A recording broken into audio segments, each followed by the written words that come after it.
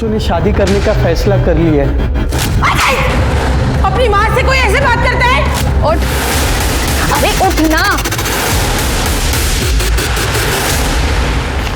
ऐसा कैसे हो सकता है?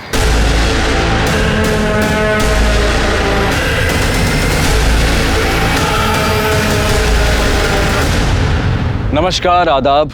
क्राइम पेट्रोल सतर्क 30 दिन 30 यूनिक केसेस की श्रृंखला में मैं अनूप सोनी आप सबका स्वागत करता हूं। क्राइम पेट्रोल के जरिए हमेशा हमारी यही कोशिश रही है कि हम समाज के हर वर्ग, हर तबके, हर उस इंसान की कहानी आप तक पहुंचाएं जिसके साथ अन्याय हुआ हो या फिर जो किसी भी तरह के क्राइम का विक्टिम बना हो। आज के इस केस को चुना है हमारे क्राइम एक्सपर्ट शम्स ताहिर खान ने, और क्यों चुना है आइए उन्हीं से जानते हैं।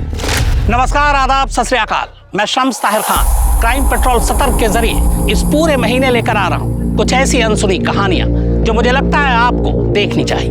कहते हैं ऊपर वाला यानी भगवान, अल्लाह या गॉड किसी के साथ भेदभाव नहीं करता, पर इंसान करता है। हिंदू मुस्लिम, अमीर गरीब, छोटा बड़ा, गोरा काला, यहाँ तक कि मर्द औरत, इंसानों ने भेदभाव के न जाने कितने पैमाने बना रखे हैं। देश, समाज, घर तक में भेदभाव होता है और इन्हीं भेदभाव की घुटन के बीच जुर्म जन्म लेता है जो हमारे समाज के दोहरे चेहरे को उजागर करता है।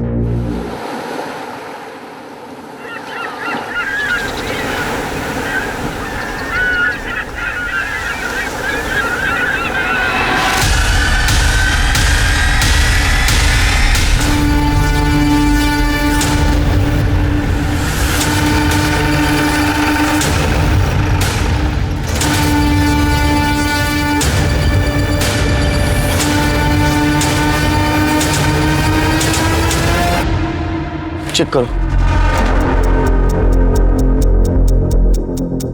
सर 20-22 साल के लगते हैं। मुझे लगता है कि कपल्स थे। सर शायद दोनों ने जहर खाया है। देखिए इन दोनों के मुंह पे सूखे हुए झाग का निशान है। चेक करो, सेक्सुअल असॉल्ट है क्या? चलिए आप लोग।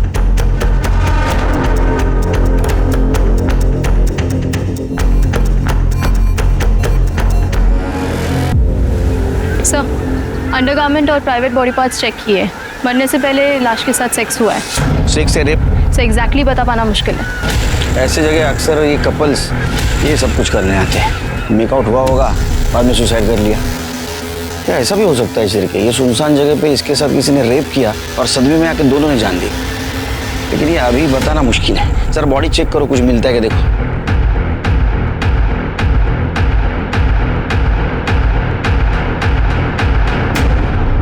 सर ये 2 बॉटल्स मिली हैं। लगता है इसी बॉटल में जहर था सर। लेबल भी नहीं है इसके ऊपर ना। अरे सर आप ठीक है? हाँ ठीक है। और कितना स्ट्रॉन्ग है। सर 2 दिन से आपकी तबीयत खराब है। सर एक बार ब्लड टेस्ट करवा लेते हैं ना? नहीं, पहले ये इंपॉर्टेंट है, बाद में देखते ब्लड टेस्ट का। सर मैं काम करता हूँ, लैब टेक्नीशियन को बुलाता हूँ, पुलिस स्टेशन, वही चेक कर लेगा। अरे तुम्हारे भाभी जैसा क्यों कर रहे हैं? पीछे क्यों पड़े मेरे? सर हमने पूरा एरिया चेक किया, फोन, आइडिया, पर्स, ऐसा कुछ भी नहीं मिला जिससे इन दोनों की पहचान हो सके। हो सकता है इनके घर वाले इनके रिश्ते से खुश नहीं थे, इसलिए इन्होंने सुसाइड किया। ये फिर इन्होंने इनकी आईडी क्यों छुपाई? इस लड़की की शक्ल देखकर लग रहा है कि मैंने इस लड़की को कहीं देखा है, लेकिन कहाँ देखा है कुछ याद नहीं आ रहा। सिर्फ बॉडी को पोस्टमार्टम के लिए भेज दो और फिंगरप्रिंट एनालिसिस के पास बोतल भेज देना, और फॉरेंसिक टीम से पता करो उसमें कौन सा लिक्विड था, क्योंकि जब तक वो रिपोर्ट नहीं आएगी ये बताना बहुत मुश्किल है ये सुसाइड है या रेप।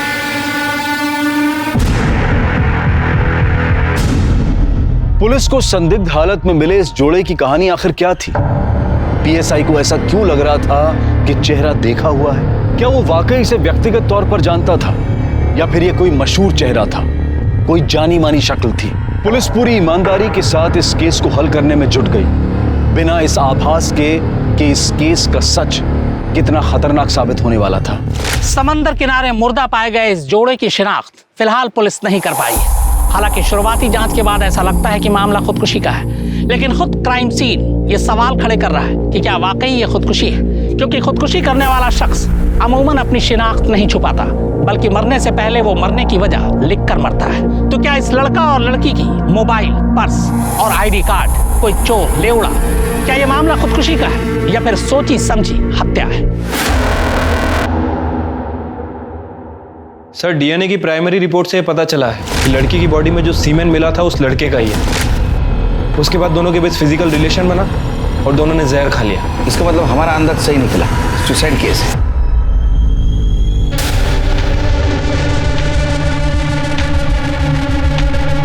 हेलो, दे दिया सैंपल ब्लड का। अभी खुश चिरके। सर याद आ गया उस लड़की को कहाँ देखा है मैंने। सर ये देखिए, इस लड़की को मैंने एड फिल्म में देखा था। मैंने अपनी बेटी को मजबूर बनने की नहीं बल्कि कामयाब बनने की सीख दी है।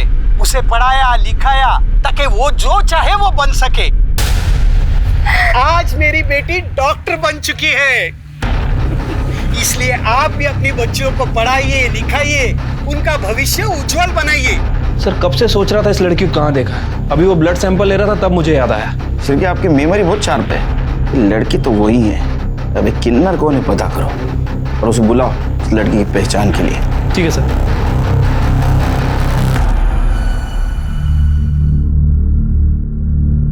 आइए। मैडम नमस्ते, मैं चंपा शिंदे। आप मेरे को इधर काहे को बुलाए? आप शिल्पा शिंदे को जानती हैं? हाँ, मेरी बच्ची है, वो 2 दिन से गायब है। मैं पुलिस स्टेशन में रिपोर्ट भी लिखाई। आइए दिखाइए। शिल्पा मेरी बच्ची। मैडम कैसे हुआ ये सब? कौन मारा इसे? अभी कुछ कह नहीं सकते। शिल्पा के साथ जिस लड़के की बॉडी मिली है, इन दोनों ने जहर खा के आत्महत्या की है। मेरी बेटी जहर नहीं खा सकती, वो कभी भी आत्महत्या नहीं कर सकती। दूसरी बॉडी दिखाइए।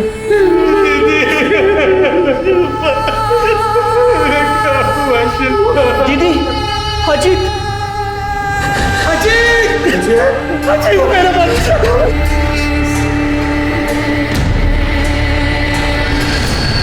साहब, मेरी बेटी शिल्पा ने आत्महत्या नहीं की है, उसे मारा गया है, मर्डर हुआ है उसका।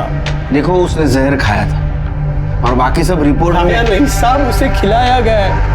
मेरी बेटी बहुत हिम्मत वाली थी साहब, वो कभी भी अपनी जान नहीं ले सकती। शिल्पा की माँ धंधा करती थी, वो एड्स से मर गई। बेचारी शिल्पा तब 3 साल की थी, तब मैं उसको सहारा दी साहब, उसकी जिंदगी नरक होने से बचा ली। लेकिन एक बात बोलूं साहब, ये जो नॉर्मल लोगों की दुनिया है ना साहब, वो बहुत गंदी है। इस दुनिया से मैं शिल्पा को नहीं बचा पाई। वो जिधर भी जाती थी ना, स्कूल में, कॉलेज में, आस पड़ोस में, तो सब लोग उसको किन्नर की बेटी बोल के चिढ़ाते थे। जब भी शिल्पा कॉलेज जाती थी ना साहब, तब भी उसको यही सब सुनना पड़ता था। लेकिन अब वो लड़ना और पलट के जवाब देना सीख गई थी। अच्छा शिल्पा, तेरी तो वो बात सच हो गई यार कि मेरी माँ भी एक है, मेरा बाप भी एक है। हो गया तुम लोगों का। लेकिन एक बात बता दूं, मुझे मेरे पेरेंट्स पे बहुत गर्व है। बताऊं क्यों? क्योंकि उसने मुझे तमीज सिखाई, इंसान को इंसान समझना सिखाया, दूसरों की इज्जत करना सिखाया। वो सब सिखाया जो तुम दोनों के माँ बाप भी तुमको नहीं सिखा पाए। इसलिए तू अपने घटिया बिहेवियर से यहाँ पर इतनी देर से नमूना पेश कर रहा है। उठ, अरे उठना। और एक दिन उसे उसके सपनों का राजकुमार मिल गया, उसी के कॉलेज में, अजीत देशमुख।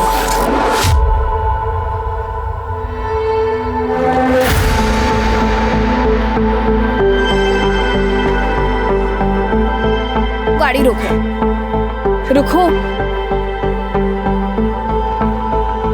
यही चाहते थे ना तुम? हाँ।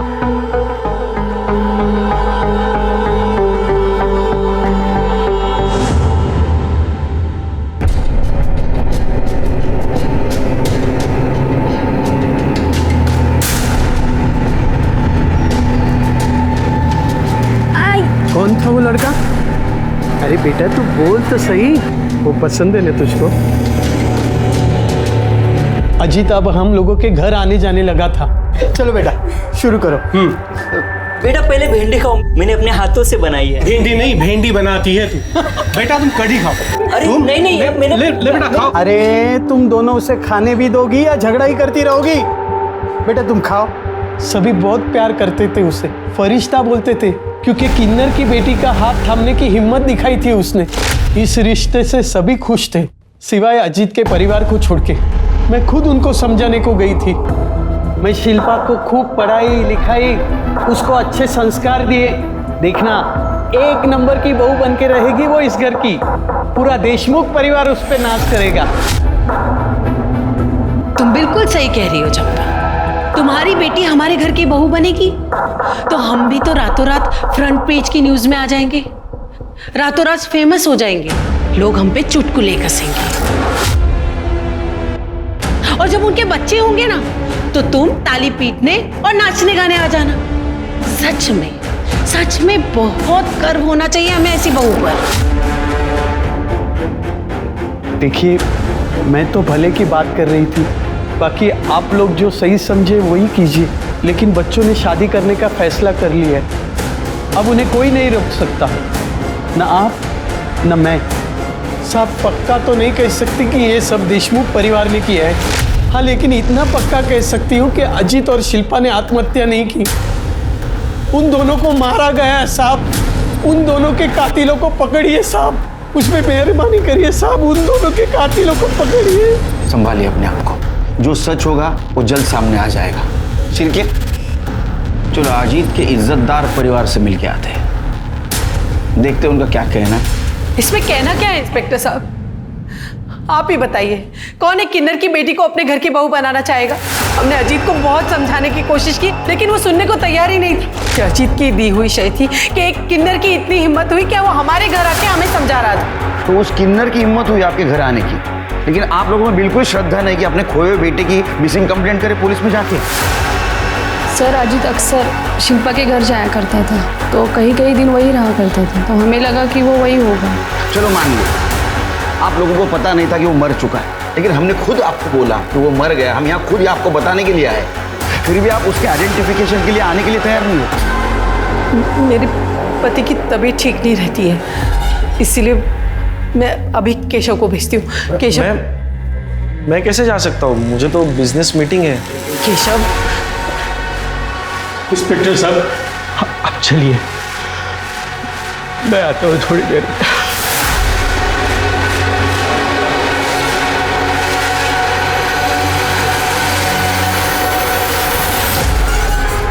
सिर के काम करो, इन सब के मोबाइल नंबर ले लो और पता करो मर्डर के दिन क्राइम सीन पे कोई था क्या। ठीक है सर। जिसने हिंदुस्तान की हजारों लाखों माओं को एक सीख दी कि बेटी को बोझ नहीं मानते, उसे पढ़ाना लिखाना चाहिए, लेकिन वो आज खुद टूटकर पूरी तरह बिखर चुकी है। उसकी बेटी शिल्पा की संदिग्ध मौत ने उसे पूरी तरह झकझोर दिया है। सर, चंपा का ये कहना है कि शिल्पा और अजीत ने आत्महत्या नहीं की बल्कि उसका मर्डर हुआ है। इस बारे में आप क्या कहना चाहते हैं? कुछ बता नहीं सकते, तहकीकात जारी है। Sir, one more question sir. क्या चल रहा है? हाँ, हमें हमारा काम ही करने दो, आप जाइए घर पे। साहब, मैं नहीं बुलाई ये लोग को, हम लोग तो घर पे ही जा रहे थे, ये लोग कहाँ से आगे पता नहीं हमको। आई, घर चलना। जब से शिल्पा गायब हुई है तब से तूने कुछ खाया भी नहीं। ये कौन है? ये सूरज है, मेरी चाय का बाकड़ा संभालता है, मेरा बच्चा है वो। लेके जाओ इनको घर पे। जाओ तुम लोग भी जाओ, कुछ रहेगा तो बताएंगे हम। जाओ। सर, अजीत के पिता यशवंत देशमुख आए थे। उन्होंने ये बात कंफर्म की है कि शिल्पा के डेड बॉडी के साथ जिस लड़की की डेड बॉडी मिली है वो अजीत देशमुख की है। इतना अजीब परिवार मैंने आज तक नहीं देखा सर। जवान बेटे की मौत हो गई लेकिन परिवार के किसी भी सदस्य के चेहरे पर सिकन तक नहीं आई सर, यहाँ तक कि अपने बेटे की बॉडी तक देखने नहीं आए। अरे वो किन्नर के बेटी के साथ शादी करने वाला था ना, हो सकता है इस वजह से पूरा परिवार उससे नाराज हो। सर, अजीत और शिल्पा की मर्डर की वजह भी हो सकती है ये। हाँ, लेकिन मर्डर हुआ तो हाँ, अभी तक तो सुसाइड लग रहा है। वो अजीत के कॉल रिकॉर्ड्स में कुछ मिला? सर, वैसे तो कुछ खास नहीं मिला है। हालांकि उन दोनों के फ़ोन तभी स्विच ऑफ हुए थे जब उन दोनों का मर्डर हुआ। फ़ोन रिकॉर्ड को मैंने अच्छे से चेक किया है, कुछ सस्पिशियस नहीं मिला है। वो दोनों एक दूसरे से ही बात करते थे। और फिंगरप्रिंट और फॉरेंसिक रिपोर्ट का क्या हुआ? सर, फिलहाल ये दोनों रिपोर्ट नहीं आई है। शिल्पा बहुत सही लड़की थी मैडम, उसका किसी के साथ कोई पंगा नहीं था, हमेशा खुश रहती थी और लोगों को भी हमेशा खुशी रखती थी। और तू, तेरे साथ कैसी थी? मैडम, आप चाय पियेंगी? बिलास, 2 चाय। उसकी कोई ज़रूरत नहीं है, पहले बता तेरे साथ कैसी थी? मेरे साथ भी अच्छी थी मैडम, सब बात बोलती थी मेरे को। उसे फोटो खिंचाने का बहुत शौक था, हमेशा मेरे को फोटो निकालने के लिए बोलती थी। ये देखो ना मैडम, उसकी फोटो, ये जब उसने पहली बार साड़ी पहनी।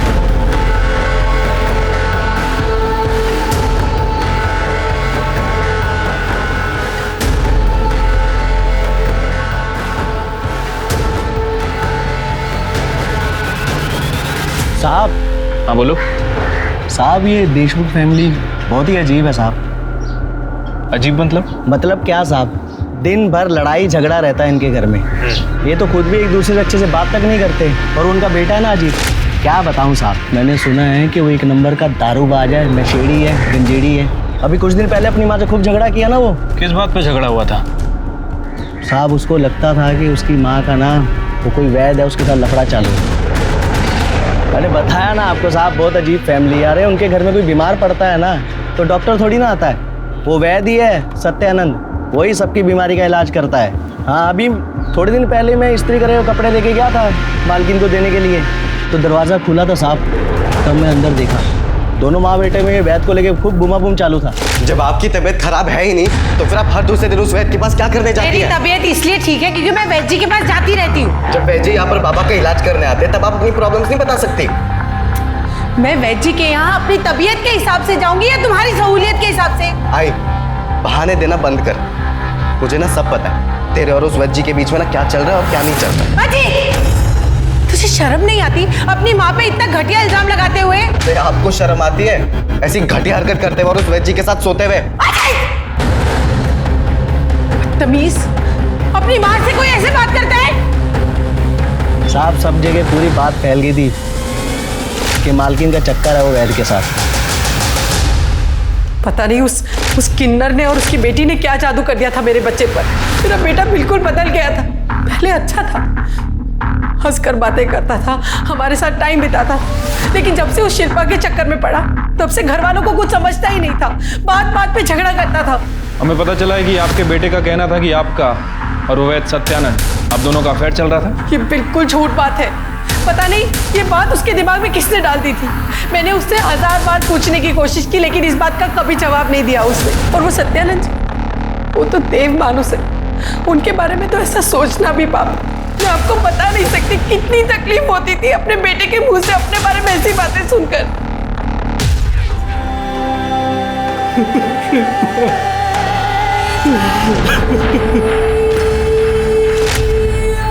आई काकी, बिना मेकअप के भी तो बाहर जाया जा सकता है ना, पर आप लोग ये वाली बात कहाँ समझोगे? ए पोरी, ये क्या तू आप लोग लगा रखी है? अरे आई, सॉरी, मेरा मतलब है कि हम लोग, पर हम लोगों में भी तो तुम सबको ऐसे बाहर जाने के लिए सुंदर बनना पड़ता है, ऐसे भर भर के मेकअप लगाना पड़ता है और ऐसे कपड़े पहनने पड़ते हैं। अब मुझे क्या जरूरत है मेकअप की, मैं तो ऐसी सुंदर हूँ। वैसे भी मन सुंदर होना चाहिए, तन कम भी सुंदर हो तो चलता है। देखो तो दीदी क्या क्या बोल रही है, कितना भाव खा रही है।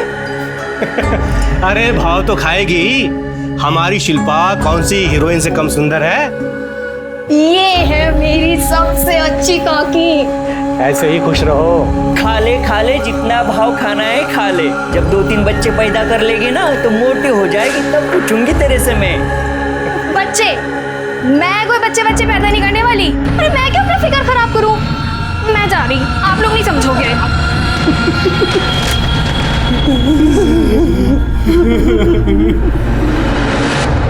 दामिनी, अगर अजीत के घर वाले और उस धोबी की माने तो अजीत एक नंबर का अय्याश लड़का था, शराब पीता था, ड्रग्स लेता था, अपनी माँ के चरित्र पर ही शक करता था। जबकि चंपा और बाकी लोगों की माने तो अजीत एक नंबर का परफेक्ट लड़का था। समझ नहीं आ रहा आखिर इस अजीत की सच्चाई क्या है। सो ये भी तो हो सकता है कि इन लोगों में से कोई अजीत के बारे में झूठ बोल रहा हो। मैडम, ये पीएम रिपोर्ट। सर, इस डिटेल पोस्टमार्टम रिपोर्ट से ये बात कंफर्म हो रही है कि शिल्पा के साथ मर्डर से पहले रेप हुआ है।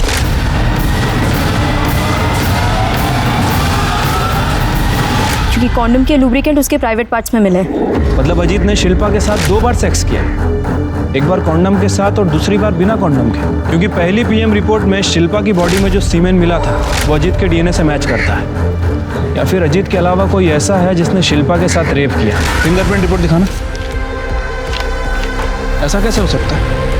बॉटल पर किसी के भी फिंगरप्रिंट नहीं। मतलब बॉटल से फिंगरप्रिंट हटाए गए। और ऐसा तभी हो सकता है जब उन्होंने जहर पिया ना, बल्कि उन्हें जबरदस्ती पिला दिया गया हो। इसका मतलब दामिनी ये सुसाइड केस नहीं है, बल्कि मर्डर केस है, डबल मर्डर केस।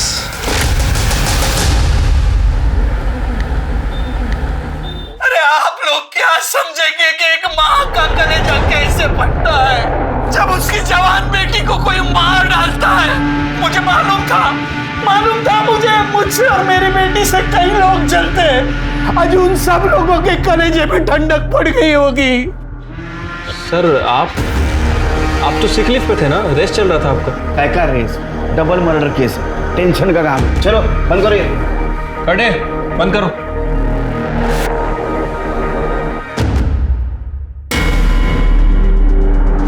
मर्डर ने सबसे बड़ी गलती ये की कि जबरदस्ती जहर पिलाने के बाद बोतल से अपने उंगलियों के निशान मिटा दिए। क्या ऐसा तो नहीं कि 21 फरवरी को अजीत और शिल्पा दोनों 8 से 9 के बीच मिले, उनमें फिजिकल रिलेशन डेवलप हुआ और उस वक्त वहां कोई आया, या तो पहले से वहां कोई मौजूद था, या तो प्लानिंग से, या तो रैंडमली। और अगर रैंडमली वहां कोई आया है तो उसके बाद जहर की बोतल कैसे आई? इसका मतलब जो आया वो प्लानिंग से आया। और अजीत के बारे में हमारे पास दोनों तरफ की इंफॉर्मेशन क्यों आ रही? झूठ कौन बोल रहा है और किस लिए? क्या ऐसा तो नहीं कि इस बात का इस मर्डर से कोई कनेक्शन हो? सर यही बात तो हम दोनों के भी समझ में नहीं आ रही कि एक ही आदमी की दो छवि, एक ब्लैक और एक व्हाइट। या फिर ऐसा भी हो सकता है कि चंपा ने यह मर्डर किया, लेकिन अभी हमें दिखाने की कोशिश कर रही है अजीत बहुत अच्छा था, उसे हमें पसंद करती थी। या फिर अजीत वैसा ही था जैसा उसके घर वाले बताते। सर अगर ऐसा है तो फिर शिल्पा के साथ रेप और मर्डर क्यों हुआ? और अगर वाकई ऐसा है तो इस मर्डर में देशमुख फैमिली भी इन्वॉल्व है। पर सर देशमुख फैमिली अपने ही बेटे का मर्डर क्यों करवाएगी? वो सिर्फ शिल्पा का मर्डर करके छोड़ सकते थे। जरूरी नहीं दामिनी, क्योंकि सुहासिनी और बाकी लोगों के बयान के मुताबिक अजीत से वो सब परेशान थे। ऐसा भी तो हो सकता है कि दोनों कांटे एक साथ निकाले हो, या ऐसा भी हो सकता है कि एक तरफा प्यार का मामला हो सकता है सर। चंपा का मुंह बोला बेटा सूरज, मैंने उससे पूछताछ की थी। जिस तरह से वो शिल्पा के बारे में बात कर रहा था, उसके फोन में अपनी फोटोज नहीं शिल्पा की फोटोज थी। उसके बात करने के तरीके से तो यही लग रहा था कि उसे शिल्पा पसंद थी। तो तुम्हारा कहना ऐसा है कि वो साइलेंट लवर सूरज, उसके पास मर्डर का मोटिव था? Yes sir. हो सकता है शिल्पा से बदला लेने के लिए उसने उसका रेप किया। उसके बारे में इंफॉर्मेशन निकालो, आगे पीछे कौन है जरा पता करो, और मर्डर के दिन वो कहाँ था ये भी पता करो। Yes sir. दामिनी 4 चम्मच शक्कर वाली चाय बोलना। अरे सर आपका शुगर वैसे ही थी तो। चुप बैठ, मुझे कुछ नहीं हुआ। जब तक मैं शक्कर वाली चाय पीता नहीं मेरा दिमाग नहीं चलता है, समझा ना? 4 चम्मच शक्कर वाली चाय।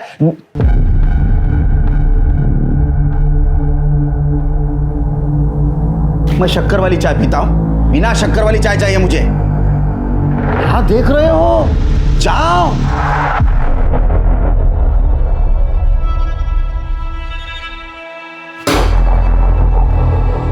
करेले का जूस तुम्हारे लिए, और शिरके ये आज ही खत्म होना चाहिए। हो वही नहीं सर, दूं? सर अजीत देशमुख के पिता यशवंत देशमुख आपसे मिलने आए।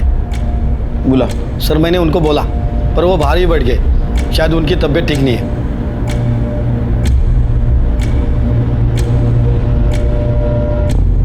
कैसे आप? इंस्पेक्टर साहब मैं पूछने आया हूँ, मेरे अजीत को किसने मारा?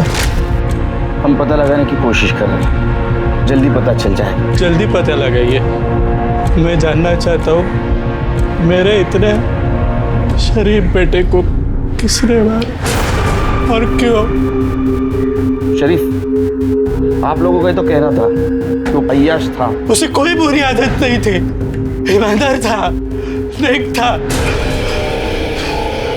सबकी इज्जत, सबकी इज्जत। हॉस्पिटल चल संभालो। मेरी बेटी का कातिल चैन से नहीं जी पाएगा, नहीं जी पाएगा वो शिल्पा। एकदम हीरोइन लग रही है तू, किसी की नजर ना लगे मेरे बेटी को।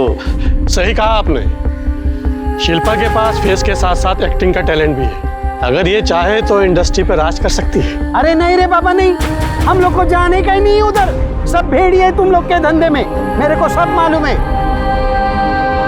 आज मेरी बेटी डॉक्टर बन चुकी है, इसलिए आप भी अपनी बच्चियों को पढ़ाइए लिखाइए, उनका भविष्य उज्जवल बनाइए। जब उनका भविष्य उज्जवल बनेगा तो वो आगे बढ़ेगी और साथ साथ हमारा देश भी आगे बढ़ेगा।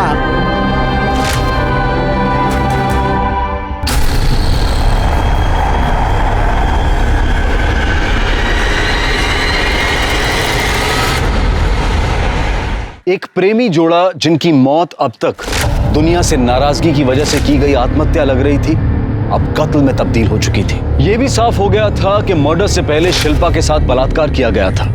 पुलिस के पास सस्पेक्ट तो कई थे, लेकिन सबूत किसी के भी खिलाफ नहीं था। मीडिया भी इस पर अपनी नजर बनाए हुए था और तभी यशवंत को हॉस्पिटल भेजने से पुलिस को एक उम्मीद मिली। यशवंत की ब्लड रिपोर्ट में एक ऐसा सच सामने आया जिससे यह पता चला कि उसे किसी ऐसी जड़ी बूटी का सेवन करवाया जा रहा था जो धीमे जहर की तरह काम कर रही थी, जिसकी वजह से वो कमजोर था, बीमार था और मौत की तरफ बढ़ रहा था। इस जड़ी बूटी की इतनी गहरी जानकारी सिर्फ एक इंसान को हो सकती थी और वो था देशमुख परिवार का वैद्य सत्यानंद। बताओ वैद्य बुआ बताओ। सर वो दवा के नाम पे जो जड़ी बूटी मैं यशवंत को देता हूँ वो धीरे धीरे जहर का काम करती है और उसी की वजह से यशवंत बीमार रहता है। पर लेकिन ऐसी जड़ी बूटी क्यों देता था उसको? सर वो मैं अरे मैं क्या बोल। देख पढ़े लिखे इंसान पे मैं हाथ नहीं उठा था, लेकिन ये शिरके ये किसी के ऊपर भी हाथ उठा सकता है और उसने हाथ उठाया ना तो कितना भी जख्म होने दे कोई मरहम काम नहीं आएगा। बोलेगा शिरके तू बोल। नहीं सर सब बताता हूँ मैं। बोल। मेरा और सुहासिनी का अफेयर चल रहा है, तो हमने तय कर लिया कि हम यशवंत को कमजोर बना देंगे, धीरे धीरे जहर देकर मार देंगे ताकि हमारा रिश्ता बना रहे और हमारे ऊपर कोई शक ना करे। का म्हातार चढ़ लागला कि तुला? मतलब ये अफवाह नहीं थी, ये सच था कि तुम्हारा अफेयर चल रहा है और ये बात अजीत को पता चली। सर एक दिन मैं और सुहासिनी घर पे थे और घर में कोई नहीं था, तो आई वो मेरा बैग।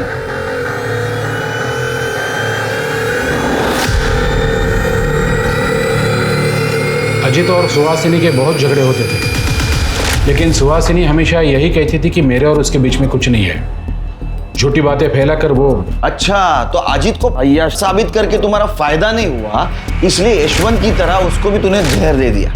सिर्फ माइल्ड नहीं स्ट्रांग जहर दिया, जिसकी वजह से उसकी मौत हो गई। इतना ही नहीं तो तुम लोगों ने शिल्पा को भी जहर दे दिया, वो मर गई। वो बोतल वहीं छोड़ दी ताकि सब लोगों को लगे इन दोनों ने सुसाइड कर लिया। नहीं सर मैंने ऐसा कुछ नहीं किया। फिर किसने मारा? सुहासिनी ने? नहीं सर वो तो मुझे पता नहीं है। शिरके यशवंत को जहर देने के जुर्म में इसको अंदर डालो और उस सुहासिनी को मिलो। देखो क्या नई कहानी सुनाती है। छी! कितना घटिया इल्जाम लगा रहे हैं आप मुझ पर।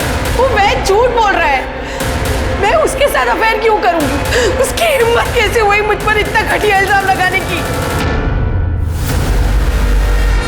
झूठ वैद्य नहीं, झूठ सुहासिनी बोल रही है, क्योंकि उसको पता है अब अजीत उससे जवाब नहीं मांगेगा और वैद्य को भी झूठा साबित करेगी। इस मर्डर में वैद्य ने उसकी मदद नहीं की तो किसी ने तो की होगी और उसकी फीस भी उसे देनी पड़ी होगी। एक काम करो, उसका अकाउंट चेक करो और देखो 21 फरवरी से पहले उसके अकाउंट से कुछ पैसे निकाले गए क्या।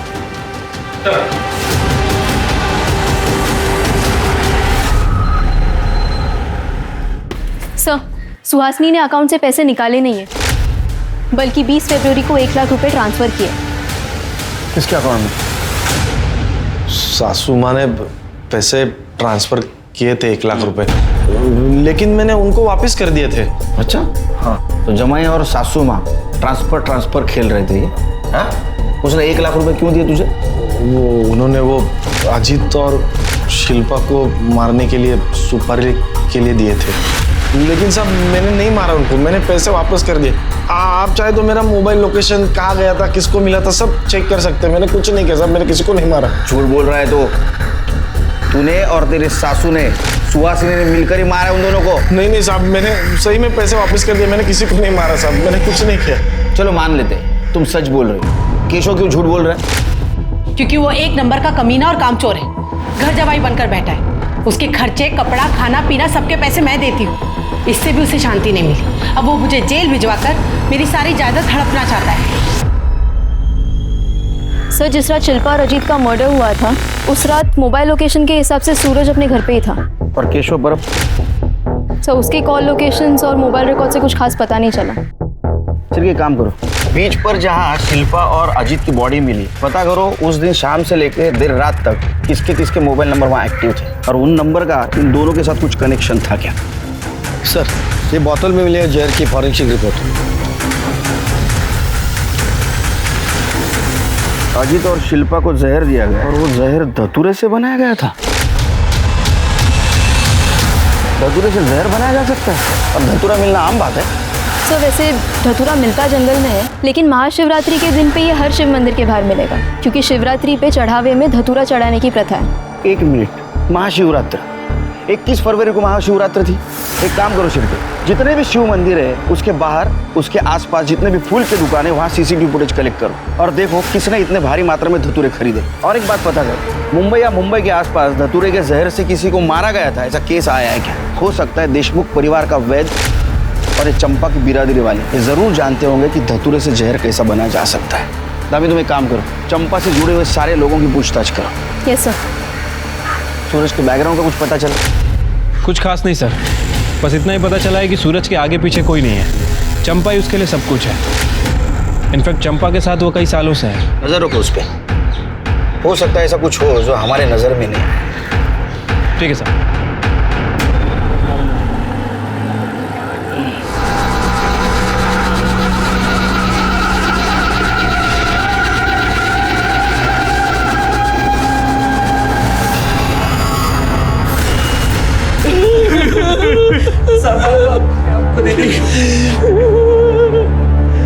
मार डाला, मेरे दोनों बच्चों को मार डाला। एक माँ की चीख पुकार है जिसने अपने 2 बच्चे एक के बाद एक खो दिए। अगर पुलिस शिल्पा और अजीत के कातिल को ढूंढ निकालती तो क्या सूरज जिंदा होता? क्या सूरज की हत्या को भी इसी कड़ी की साजिश माने? कैसे पुलिस की लापरवाही समझे? आखिर पुलिस कर क्या रही है? ये एक माँ की चीख पुकार है जिसने एक एक कर अपने दोनों बच्चों को खो दिया। पुलिस अगर शिल्पा और अजीत के कातिल को ढूंढ निकालती तो क्या पता सूरज जिंदा होता। क्या सूरज की मौत इस कड़ी का कोई हिस्सा है, या फिर सूरज शिल्पा और अजीत के कातिल को जान चुका था और इसीलिए उसकी जान चली गई? पुलिस की नजर में सूरज इस मर्डर में सस्पेक्ट था, फिर उसकी मौत पुलिस की कार्रवाई पर भी सवाल या निशान लगाती है कि आखिर पुलिस कर क्या रही है। पुलिस ये सोचकर हैरान थी कि क्या चंपा की बिरादरी में भी कोई ऐसा था जो इस रिश्ते के खिलाफ था। इस जानकारी को हासिल करने के लिए पुलिस ने खबरियों का जाल बिछाया और जो खबर सामने आई वो हैरान कर देने वाली थी। ठीक से बैठो।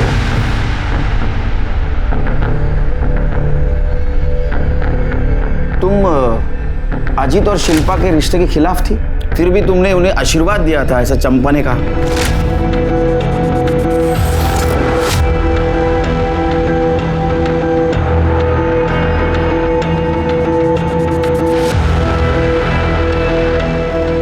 इसे हमारा आशीर्वाद समझ के पी जाओ। हमारी दुआओं से तुम फर्श से अर्श तक पहुंच जाओगे, जीवन में बहुत तरक्की करोगे, बहुत बड़ा नाम होगा तुम्हारा और हमारी बिरादरी तुम्हारे साथ होगी। लो पी लो।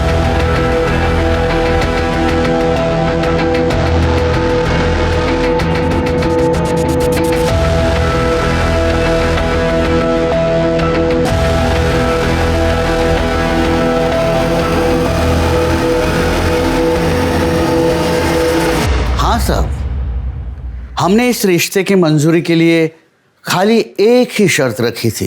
कौन सी शर्त? शर्त यह है कि शिल्पा और अजीत उनका पहला लड़का हमें सौंपेंगे और फिर हम उस बच्चे को किन्नर बनाएंगे और हमारी बिरादरी में शामिल कर देंगे। ये कैसी शर्त है? हम ऐसी कोई शर्त पर नहीं मानने वाले आपकी। और आपने ऐसे सोच भी कैसे लिया कि हमारा बच्चा? चंपा समझा इसे, वरना हम तुझे बिरादरी से निकाल देंगे। और बिरादरी से बाहर होना क्या होता है ये अच्छी तरह से जानती हो तुम। हाँ साहब, राजा रानी ने शर्त रखी थी, लेकिन ये बात मैं आपको कैसे बताती, क्योंकि ये हमारे बिरादरी की बात थी ना, और मैं बिरादरी से अलग थोड़ी हूँ। हमारी बिरादरी में राजा रानी सबसे बड़े होते हैं, उनकी बात कोई नहीं टाल सकता। तो भला मैं कैसे इनकार कर सकती थी? तो बिरादरी से बाहर होने के डर से तुमने अजीत और शिल्पा दोनों को रास्ते से हटा दिया, मार दिया उन्हें ना। वाह साहब वाह, मैं किन्नर हूं ये बात आप नहीं भूले, लेकिन मैं एक मां भी हूं ये बात आप भूल गए। शिल्पा की हालत मैं समझ सकती थी, क्योंकि उसकी तकलीफ मेरी तकलीफ थी। मैं सिर्फ उसकी सुरक्षा और भविष्य के लिए उसे मनाना चाहती थी, लेकिन ये हो न सका साहब। मेरे मनाने से पहले ही मेरी बच्ची मुझसे दूर चली गई साहब, मुझसे दूर चली गई। खाली चंपा दीदी ही नहीं, हम सब भी शिल्पा को समझाने की बहुत कोशिश कर रहे थे, क्योंकि वो हम सब की बेटी थी। पर चंपा के बार बार एक ही बात बोलने से एक दिन शिल्पा चंपा पे सॉलिड भड़क गई साहब। शिल्पा, मैंने तुम्हें पाल पोस के इतना बड़ा किया, क्या तुम मेरे लिए इतना भी नहीं कर सकती बेटा? इसी दिन के लिए पाला था मुझे कि एक दिन अपनी किन्नरों की बिरादरी बढ़ाने के लिए मेरे बच्चे की बलि चढ़ाओगी। आई, तूने पाल पोस के बड़ा किया, लेकिन ये याद रख कि मेरे वजह से तुझे इतना नाम मिला। एक्ट फिल्म करती है ना, 36 जगह इंटरव्यू देती है जाके, तो उसी टीवी पे जाके बोलना कि अपनी बेटी का बच्चा छीनकर उसे किडनैप बनाना चाहती है। फिर देख क्या होता है तेरे नाम और तेरी शौहरत के साथ। सर, मैंने 21 फरवरी की सारी सीसीटीवी फुटेजेस चेक की है। सो ये देखिए, बरकत नगर के शिव मंदिर के बाहर के सीसीटीवी फुटेज में क्या मिला। दामिनी, तुमने 2 दिन पहले एक पेपर कटिंग फाइल में लगाई थी, उसको लेके आओ। सही देखो,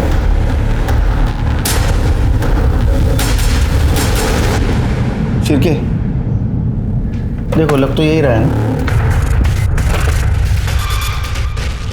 हाँ सर, दिख तो यही रहा है, बट सिर्फ फुटेज के बेस पे साबित कैसे करेंगे? 21 फरवरी का इसका मोबाइल लोकेशन निकालो। फिंगरप्रिंट मिटाने के गलती के साथ साथ इसने और एक गलती की होगी, मोबाइल साथ में लेके जाने की। सर, पिछले साल चेंबूर में धतूरी की जहर की वजह से एक की मौत हुई थी, उस केस की ये फाइल।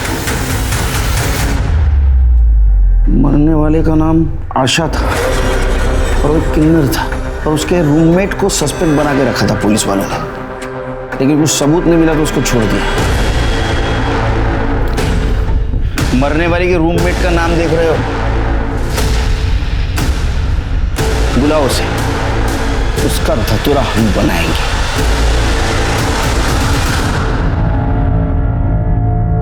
अरे क्या साहब, आप खाली फुकट मेरे को तकलीफ दे रहे हैं। अरे मैंने कुछ नहीं की, माना कि आशा धतूरे का जहर खा के मर गई, वो मेरे साथ रहती थी ना, तो इसीलिए चेंबूर पुलिस मेरे को उठा के ले गई। पर साहब मैंने कुछ नहीं की थी, इसलिए वो लोग मेरे को छोड़ दिए। मतलब कल को कोई धतूरे का बीज खा के मरेगा तो आप लोग मेरे को उठाओगे, मेरे को फंसाओगे। बहुत लॉजिकल बात कर रही है ये ना, लेकिन हमारे पास एक नहीं बहुत सारे सबूत हैं, वो भी लॉजिक के साथ। नंबर 1, वर्तक नगर में जो शिव मंदिर है उसके बाहर का सीसीटीवी फुटेज। चिरकी दिखाओ जरा।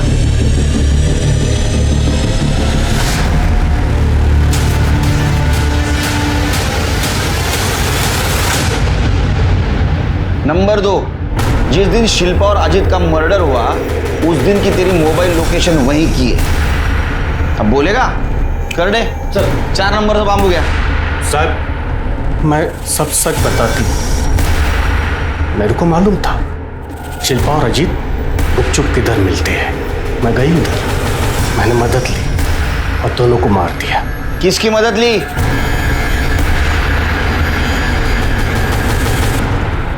सर, दिन में धतूरे से जहर बनाने में मदद की और रात को पुष्पा दीदी के साथ समुंदर किनारे में गया। जब हम दोनों उधर गए तो दोनों लगे पड़े थे। शिल्पा चंपा को महान बनाई थी, इसीलिए शिल्पा को मैं अपनी आंखों से मरते देखना चाहती थी। दीदी अब सब्र नहीं हो पा रहा। चुप, रुक जा 2 मिनट।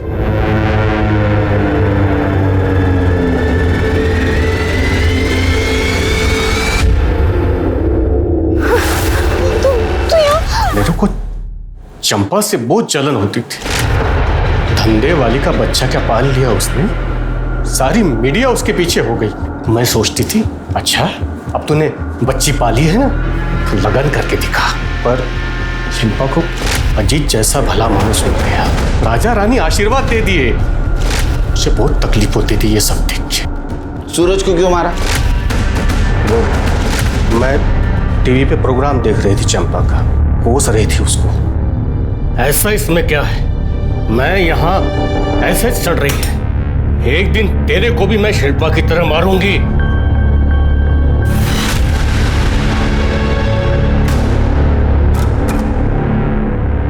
तू मारी ना मेरी शिल्पा को, तुझे छोड़ूंगा नहीं मैं, जान से मार दूंगा तुझे, जान से मार दूंगा मैं तुझे। इसके पहले वो मुझे मारता और फिर उसकी बॉडी को गोनी में भर के सुबह सुबह सोसाइटी के कचरे के पास फेंक दिया। शिरके, पुष्पा के ऊपर सूरज, अजीत और शिल्पा के मर्डर का चार्ज लगा। और विलास, इसके ऊपर मर्डर और शिल्पा का रेप, इसका चार्ज लगा। चंपा ने एक किन्नर होने के बावजूद जिंदगी जीने का अपना एक अलग तरीका बनाया। नाच गाकर नहीं बल्कि मेहनत से रोजी रोटी कमाई। एक अनाथ लड़की को माँ का प्यार दिया। चंपा और शिल्पा ने अपनी पहचान बनाने के लिए दुनिया से लड़ाई लड़ी। इस लड़ाई ने उन्हें शोहरत और नाम दोनों बख्शा, यहाँ तक कि लोगों को सोचने पर मजबूर कर दिया एक समुदाय की परेशानी के बारे में। मगर यही शोहरत उनकी दुश्मन बन बैठी। उसकी अपनी साथी पुष्पा ने उनकी जिंदगी उजाड़ दी। अगर नफरत को पालने की बजाय प्यार को जगह दें तो इंसानियत भी बची रहेगी और इंसान भी। देखते हैं हमारे आज के एपिसोड की दूसरी कहानी।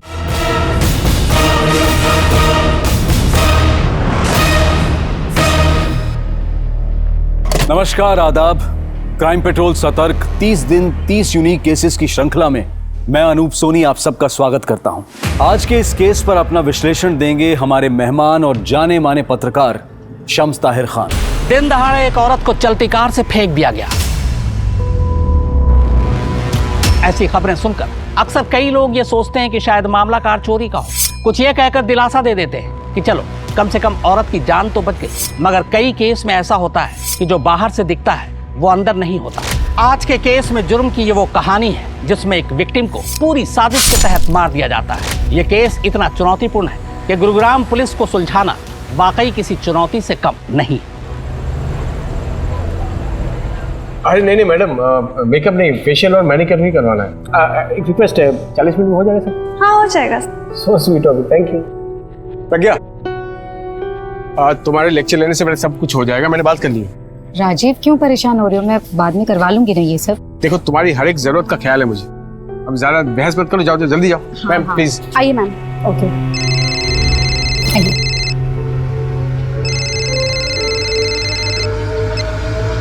हेलो। वाह डॉक्टर, बीवी की इतनी परवाह और हमारी फिक्र तक नहीं। जरा हम भी तो देखें फेशियल होता कैसे है।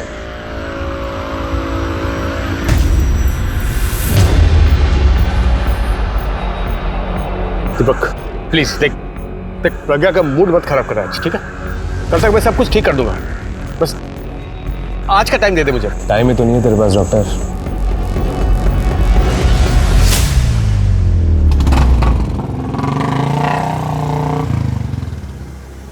क्या क्या घूर रहा है बे? क्या दिख रहा है? सुट्टा देना यार। राजीव, सिगरेट? तुम सिगरेट तो टेंशन में होते तब पीते हो ना? हाँ तो टेंशन तो होगी ना, क्यों इतनी खूबसूरत तो दिख रही हो तुम। कुछ भी। अरे हाँ सच में, तुम किसी भी एंगल से 21 साल की लड़की की माँ तो लगती नहीं हो। बस अब बातें बनाना बंद करोगे? I am already late. चलो चलो चलो।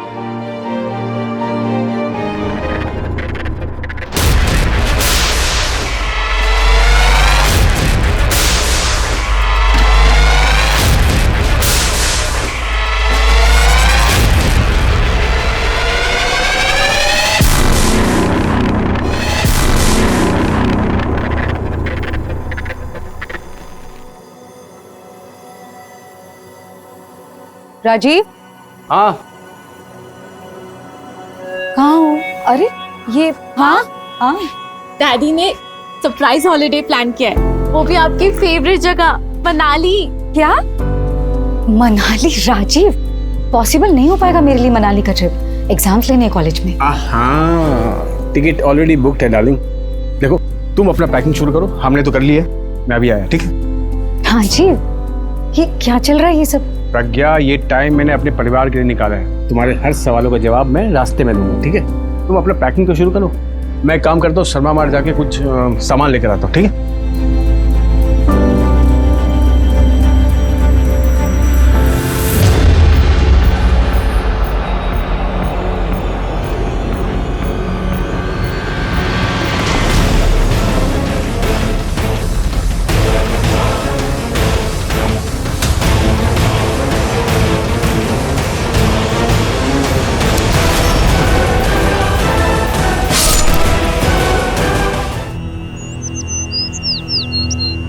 सर मेरा नाम प्रज्ञा सैनी है। मेरे हस्बैंड राजीव कल रात से घर नहीं लौटे हैं। सर शर्मा मार्ट बोल कर निकले थे, उसके बाद बहुत बार फोन ट्राई किया लेकिन फोन बंद आ रहा है। और हम सब कल मनाली जाने वाले थे, फिर अचानक से कहाँ चले जाएंगे? अलका, शर्मा मार्ट का सीसीटीवी चेक करो, पता करो कि राजीव वहाँ पहुँचा भी था या नहीं। सर आप लोग मनाली क्यों जाने वाले? नहीं, इस वक्त वहाँ मौसम काफी खराब। डैडी का सरप्राइज प्लान था कि वो फैमिली के साथ टाइम बिताएंगे। राजीव की किसी के साथ कोई दुश्मनी या फिर आपको किसी पर कोई शक? डैडी होम्योपैथिक डॉक्टर है, उनके तो नेचर में ही है ना लोगों की हेल्प करना, उनका कभी किसी के साथ झगड़ा नहीं हुआ।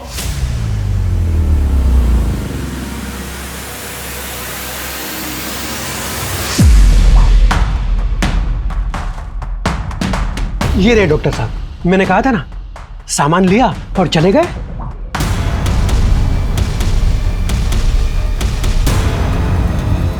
ये फोन किसका आया था? राजीव के कॉल रिकॉर्ड चेक किए, लास्ट फोन कैब एजेंसी से आया था। मतलब राजीव ने कहीं जाने के लिए खुद कैब बुक की थी। कैब एजेंसी से पता करो कि किस ड्राइवर ने राजीव को शर्मा मार्ट से पिक किया। सर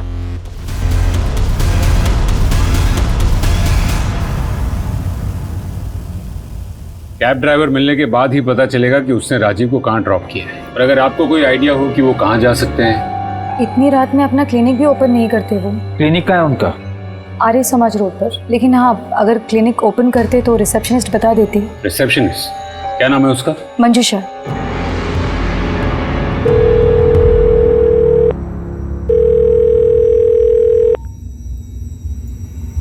आज माँ तुम्हारे बारे में पुलिस को बताने वाली थी, मैंने रोक दिया, पर ज्यादा दिन नहीं रोक पाऊंगी। तुम्हारी भलाई इसमें कि तुम मुझसे बात करो।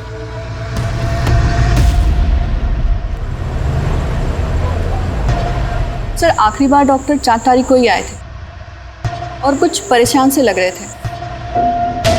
Good morning sir.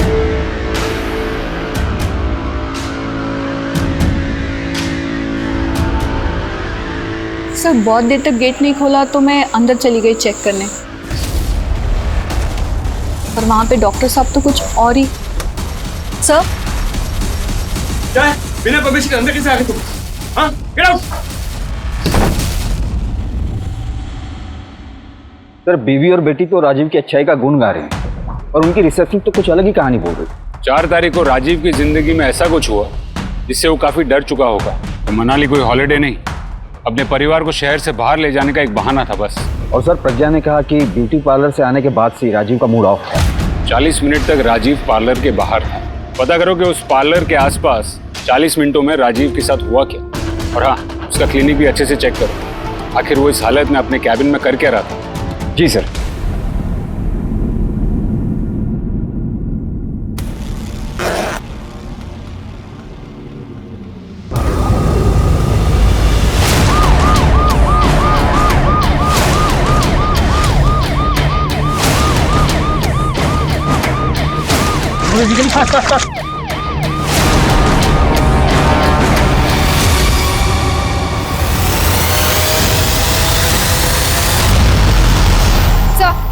ये आईडी कार्ड मिला है, लास्ट राजीव सैनी की ही है, किसी धारदार हथियार से मार के फेंका गया है। अरे मम्मी की तबीयत खराब है, आज फुटबॉल मैच खेलने नहीं आ पाऊंगा। मम्मी, आज का मैच कैंसिल हो गया। अरे तू तो बता रहा था कि बहुत इंपॉर्टेंट मैच है तेरा। अरे छोड़ो ना मम्मी, आज मैं पूरा दिन आपके साथ रहूंगा और आपको इको बैग बनाते हुए देखूंगा।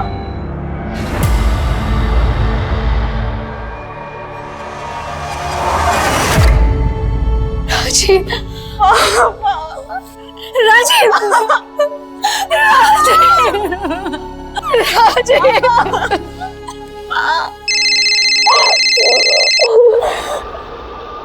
गुप्ता बोलो। सर, एक सिगरेट वाले ने राजीव को पार्लर के बाहर किसी से झगड़ा करते हुए देखा था और उसकी बाइक पर खोपड़ी वाला स्टिकर था। कल तक मैं सब कुछ ठीक कर दूंगा, आज का टाइम दे दे मुझे। एक मिनट प्रज्ञा जी, आप उस दिन जब पार्लर गई थी आपने किसी को राजीव के साथ झगड़ते हुए देखा था? ठीक है, आप जा सकती हैं। गुप्ता, उस एरिया में ऐसी बाइक ढूंढो जिस पर ये खोपड़ी वाला स्टिकर। सर, मैं एक ऐसे आदमी को जानती हूँ। कौन है वो? दीपक गुप्ता नाम है उसका, मेरी बेटी पल्लवी का पति। ये बेटी की शादी हो चुकी है, पर ये तो सर, दीपक का मन भर गया था पल्लवी से और पल्लवी से पीछा छुड़ाने की कोशिश करने लगा। पल्लवी ऐसा नहीं चाहती थी, इसलिए पल्लवी की खुशी के लिए राजीव दीपक को कन्विंस करने लगे, उसे बनाने की बहुत कोशिशें की, लेकिन दीपक बहुत साइको है, उससे मैं उसका खुद पर काबू नहीं रहता। किसी भी इंसान का अहंकार उसकी सबसे बड़ी कमजोरी होती है। अहंकार को जरा सी ठेस और इंसान जानवरों की तरह अपना आपा खो बैठता है, और एक बेकाबू जानवर कब, कैसे और कितनी गहरी चोट पहुंचा बैठे इसका अंदाजा लगाना बेहद मुश्किल है। अब तक की कहानी में विलेन और हीरो के बीच में अंतर कर पाना पुलिस के लिए एक बड़ी चुनौती थी, लेकिन पुलिस ने अपनी मुस्तैदी से डॉक्टर की जिंदगी के ऐसे कई पहलू खंगाल लिए थे जिसके बारे में उसके परिवार तक को पता नहीं था।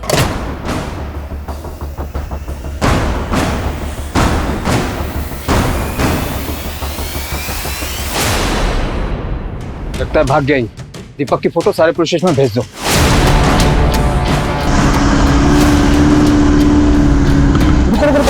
पीछे लो।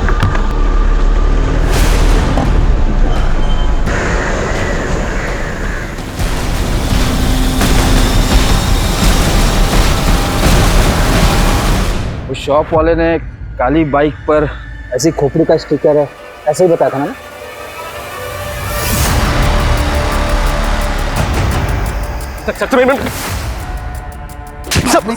सब भाग नहीं रहा हूँ सर, मैं बाइक के पास आया सर, मेरी बाइक।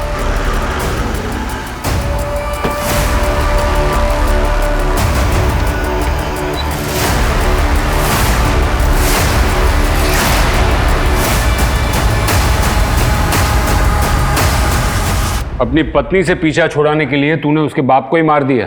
पल्लवी ने कहा ना आपसे, झूठी है सर एक नंबर की। जिस दिन राजीव की मौत हुई थी उस दिन तू झगड़ा करने गया था ना उसके साथ? सर, झगड़ने नहीं, समझाने गया था कि पीछा छुड़ाओ मेरा अपनी बेटी से, तंग आ गया हूं।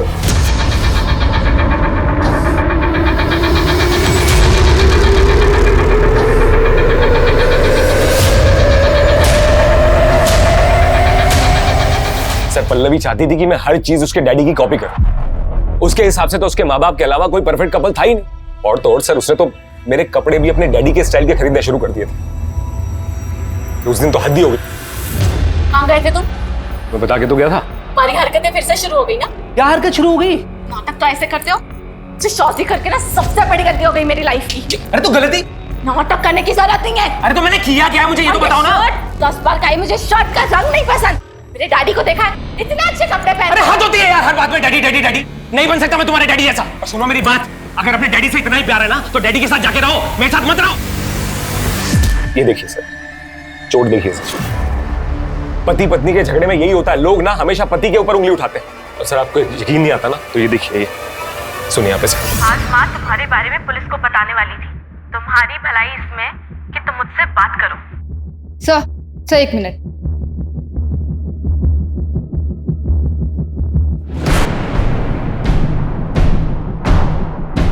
सर, इसमें मगरमच्छ के दांत, गेंडे की सींग और सांप की खाल और सर पता नहीं क्या क्या है। ऐसी चीजें रखना तो इलीगल है। लेकिन सर ये सारी चीजें उसने कहीं ना कहीं से तो खरीदी होगी। ऐसे इलीगल चीजें बेचने वाले खतरनाक ही होते। शायद उनमें से किसी ने राजीव का खून किया हो। अपने खबरियों को कहो कि इन्फॉर्मेशन निकालो। शहर में ऐसा कौन है जो ऐसी चीजें बेचता है? डॉक्टर राजेश सैनी के क्लिनिक में रखे हुए जानवरों के कुछ हिस्से गैर कानूनी तरीके से पाए गए। दामाद दीपक सारी रात गायब रहा। क्या हमें जो सामने दिखाई दे रहा है वही सच है या कहानी कुछ और है? सवाल बहुत सारे हैं। पुलिस अभी तक सिर्फ ऊपरी हिस्से को ही छिल पाई। मुद्दे की तह तक पहुंचने के लिए बाकी हिस्सों को खरोचना अभी बाकी है। What would you like? Coffee और टी? नहीं, ऐसे नहीं। ओए राजू, मैं कब से तुझे दुकान पे ढूंढ रहा हूँ और तू यहाँ घर पे बैठे अंग्रेजी की फाड़ रहा है। अरे काका ब्रो, यही अंग्रेजी ना किस्मत चमकाएगी। एक बार बस अंग्रेजी सीख गया ना, अमेरिका जाने से कोई नहीं रोक सकता। You wait and watch. ओए शेख चिल्ली, सपने छोड़, जाके तारे फिक्स कर। अभी से मेहनत करेगा ना तो 50-60 साल में आराम से पहुंच जाएगा। काका ब्रो, मेरे और अमेरिका के बीच कभी मत आना, अंडरस्टैंड? 4 लाख की बात है ना, कमा लूंगा। हिलना मत, घुस जाएगा। ये ऐसे निशान कैसे? ये बहुत पुराने हैं, कम से कम 3-4 हफ्ते पुराने। अक्सर ऐसे निशान शरीर की चमड़ी जलने से बनते हैं। हम नहीं जानते कि डैडी के पास वो चीजें कहाँ से आई। आप इन निशानों के बारे में कुछ जानती?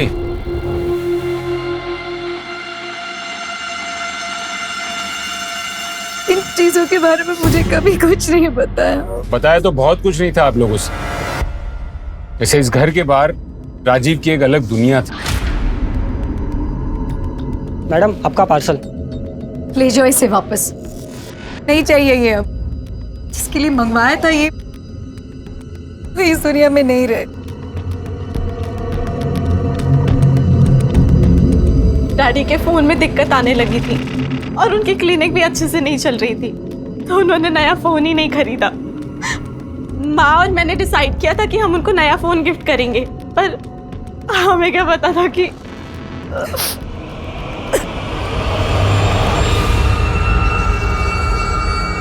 राजीव ने जो कैब ली थी शर्मा मार्ट के बाहर से, वो ट्रेस हो गई है सर।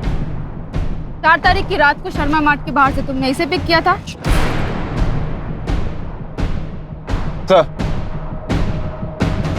सर राजीव का फोन अनलॉक हो गया है, इसमें ये 2 मैसेज मिले। इस दुनिया में तेरा जीने का टाइम खत्म होने वाला है।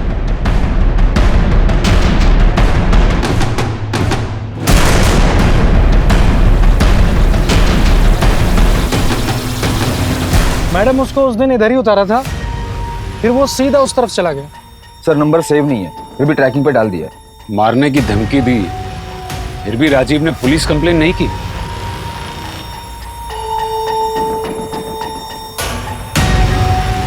इसको जानते हो? ये तो राजीव भाई है। हाँ जानता हूँ सर। राजीव बहुत अच्छे इंसान, पहले सिर्फ जान पहचान थी मेरी उनके साथ, पर एक बार मेरा एक्सीडेंट हो गया था तो वो खुद मुझे हॉस्पिटल लेके गए थे। उनके मुझ पर बहुत एहसान थे, इसीलिए तो मैं उनकी मदद कर रहा था। कैसी मदद? सर उनको 4 कार चाहिए थे, इसीलिए 4 तारीख को सारे डॉक्यूमेंट्स लेकर मेरे पास आए थे। कह रहे थे 6 महीने के लिए बाहर जा रहा हूँ, इसलिए सारी फॉर्मेलिटीज आज ही पूरी करनी होंगी। उसने तुमसे 6 महीने कहा? हाँ मुझसे तो यही कहा। रॉनी, ये तुम्हारे लिए। क्या है मम्मी? फुटबॉल।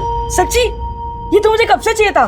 बेटी की शादी खतरे में थी, क्लिनिक भी सही चल नहीं रहा, फिर भी 4-4 गाड़ियां लेनी थी। क्यों? पापा ने भेजा है? नहीं, वो पवन जी है ना जो हमसे हमेशा बैग खरीदते हैं, उन्होंने भेजा है तुम्हारे लिए। इतने अच्छे अंकल है मम्मी, मैं शांति लेके जाके खेलूं? जाओ।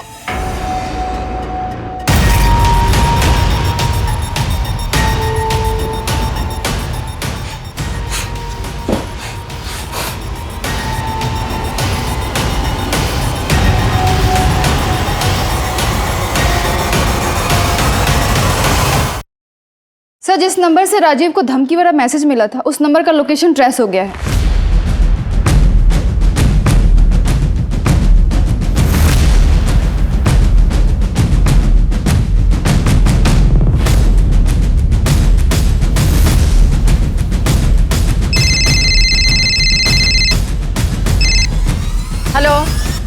हेलो।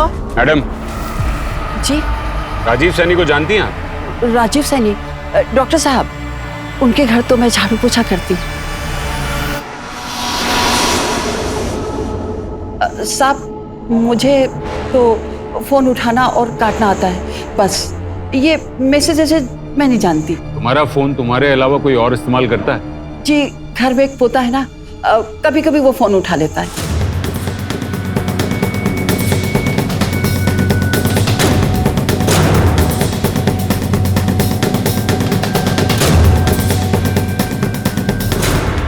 पकड़ो! पकड़ो! कहाँ गया? पकड़ो! ये कहाँ भाग गया? हर बार घपला करता है। एक तो पुराना कनेक्शन खराब करता है और उसी को ठीक करवाने का दुगना पैसा लेता है। छोड़ेंगे नहीं उसको। चलो चलो चलो चलो। अरे साहब, दादी को कुछ याद थोड़ी रहता है, वो तो कुछ भी बड़बड़ाती रहती है। अरे गुप्ता, ये किसको लेके आए? ये बेचारा तो मासूम है। क्या कर रहा था? थाने में बैठ के होशियारी। फोन में क्या कर रहा था? Video delete.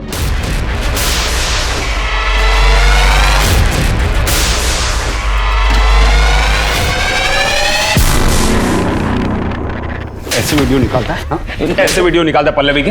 और राजीव को पता चल गया इसलिए तूने उसको मार डाला? नहीं नहीं सर, मैं तो सिर्फ मजे के लिए वीडियो बनाता था। नहीं सर, गलती हो गई सर। लेकिन मैंने किसी को मारा नहीं है सर। उनके ऑलरेडी बहुत सारे दुश्मन थे सर, किसी ने मार दिया होगा उनको। तुझे कैसे पता उसके बहुत सारे दुश्मन थे? उनके क्लिनिक के पास कुछ खबर फैली हुई थी सर कि डॉक्टर साहब उल्टी सीधी दवाई देकर लोगों को बीमार करता है और उनको दिल्ली भिजवा कर उनके अंग निकालवा लेता है सर। सर, अफवाह तो थी, इसलिए तो डॉक्टर के पास पेशेंट्स कम आते थे। अफवाह थी, हकीकत ये तो हम पता लगा ही। पर राजीव का इन सब से कोई लेना देना नहीं था। नहीं सर, डॉक्टर राजीव तो बहुत अच्छे इंसान थे। डॉक्टर अनिल के वजह से उनकी अफवाह उड़ी। डॉक्टर अनिल? हाँ पल्लवी, बोलो। सर, मेरी माँ पर किसी ने अटैक किया है। क्या? वो बेहोश है, मैं उनको हॉस्पिटल लेकर जा रही हूँ। हम अभी पहुंचते हैं। आपने देखा उन पर हमला किसने किया? नहीं सर, मैं घर पे ही नहीं थी। जब लौटी तो देखा कि माँ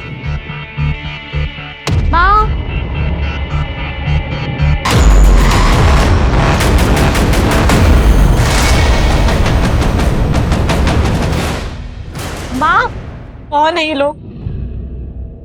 पहले मेरे डैडी को मार दिया, अब मेरी माँ के भी पीछे पड़ गए।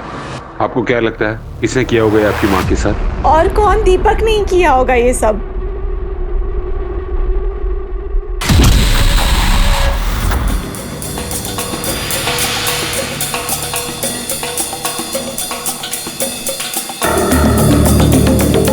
दीपक घर पे है?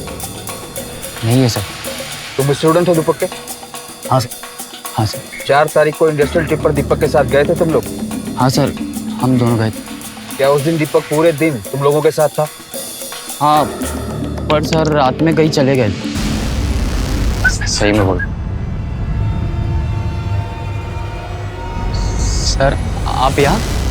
तो टाइम नहीं है मेरे पास अभी, वरना जो पीछे छुपा रहे हो ना तुम दोनों, इसके लिए दोनों को सस्पेंड कर देता।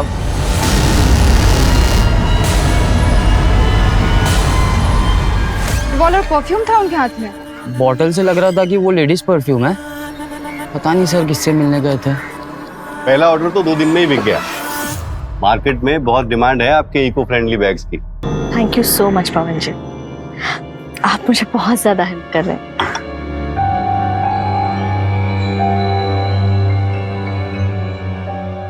वो नए डिजाइन से वो सारा स्टॉक दिखा देती हूँ मैं आपको।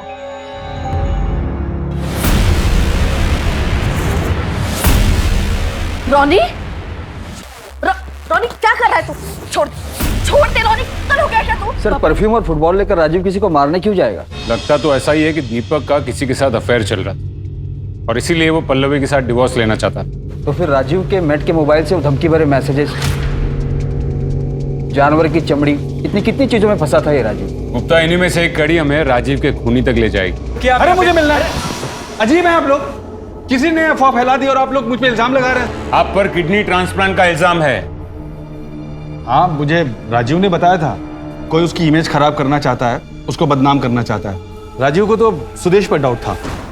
सुदेश? राजीव की गाड़ी से सुदेश का एक्सीडेंट हुआ था, जिसके बाद उसको सेक्सुअल प्रॉब्लम हो गई थी। उसकी शादी भी टूट गई थी। राजीव को लगता था कि सुदेश ही अफवाह उड़ा रहा है उसे बदनाम करने के लिए।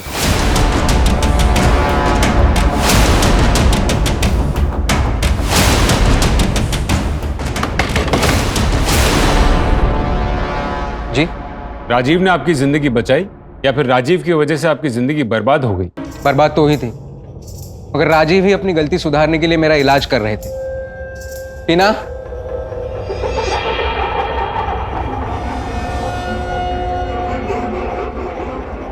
इसके साथ मेरी अगले महीने सगाई है। ये खुश है मुझसे। साहब, आप मेरा यकीन कीजिए, ना तो मेरे पास राजीव को मारने के लिए कोई वजह थी, ना ही मैंने उन्हें मारा है। हेलो सर, दीपक के घर से हमें एक हथियार मिला है।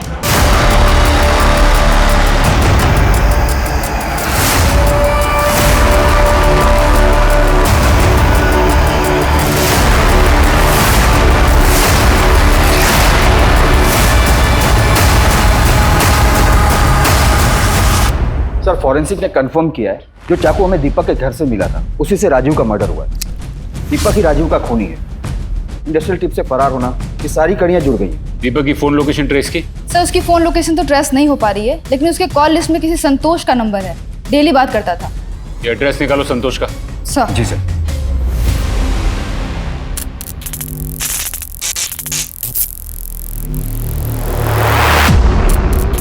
राजू, तुझे कितनी बार मना किया, तू फिर शुरू हो गया। मेरी जान, यही तो असली नशा है। मैं 200 नहीं लेता, मैं 500 लेता, 1000 भी नहीं लेता और ना कभी लूंगा।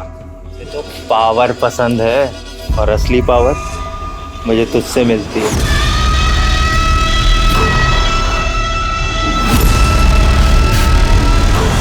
सर, दीपक तो नहीं मिला और संतोष को ले आए। आओ।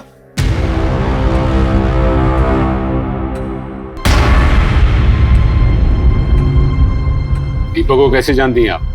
एक दोस्त की पार्टी में मिला था, तब से जानती हूँ।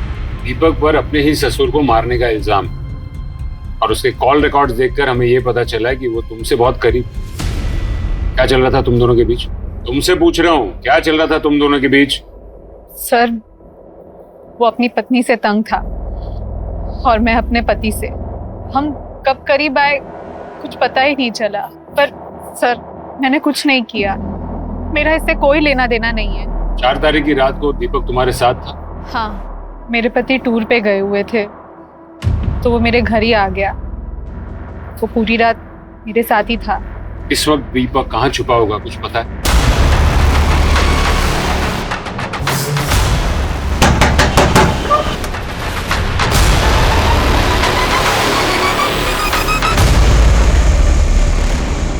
और छुपन छुपाई खेल। अब बता, राजीव को कैसे मारा? सर, मैंने किसी को नहीं मारा, और आपके पास अगर सबूत है तो इल्जाम लगाइए। सर, सबूत चाहिए तुझे? हमारे पास सबूत ही सबूत है। जिस हथियार से खून हुआ वो तेरे घर से बरामद हुआ। प्रज्ञा ने भी स्टेटमेंट दिया है कि तूने उसके ऊपर जानलेवा हमला किया। इतने में ना तेरी उम्र कैद पक्की। सब झूठ बोल रही है वो। मुझे पल्लवी ने घर बुलाया, और जब मैं घर गया तो वहां कोई था ही नहीं। तू रिश्ते सेटल करने गया था या फिर राजीव के परिवार को ठिकाने लगाने? अब तुझे संतोष में नया परिवार जो मिल गया, और वो भी हमारी कस्टडी में। संतोष ने तेरे बारे में सब कुछ उगल दिया है। संतोष पुलिस स्टेशन? तेरा खेल खत्म दीपक, अब सच बोल दे। सर, सच बात ये है कि सर, पल्लवी संतोष से जलती है, और जब उसे संतोष के बारे में पता चला तो सर उसने बस्ती में रहने वाले लड़कों को उसे परेशान करने के लिए भेजा।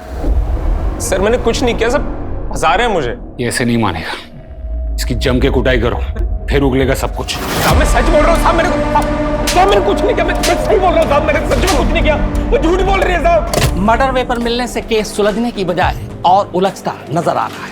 पल्लवी गुप्ता, एक बेटी जो अब तक एक अबला नारी थी, क्या वो भी इस साजिश में शामिल है अपने पति को फंसाने के लिए?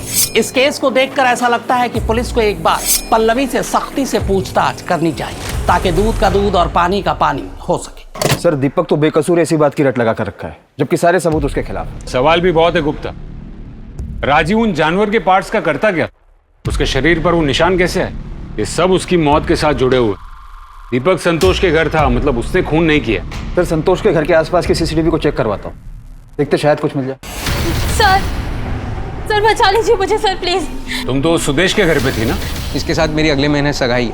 हाँ सर, लेकिन सर मैं उसकी कोई गर्लफ्रेंड या फियांसी नहीं हूँ। मेरी उससे कोई शादी भी नहीं होने वाली थी सर। वो तो मुझे मुंबई से पैसे देकर लाया था मेरे साथ अय्याशी करने के लिए सर। और सर उससे कुछ होता भी नहीं है सर, अल्लाह है पूरा सर। क्या? हाँ सर, और जब मुझे उसकी इस बात पर हंसी आई तो उसने मुझे बहुत मारा सर। मैं बहुत मुश्किल से यहाँ भाग कर आई हूँ सर, मुझे बचा लो।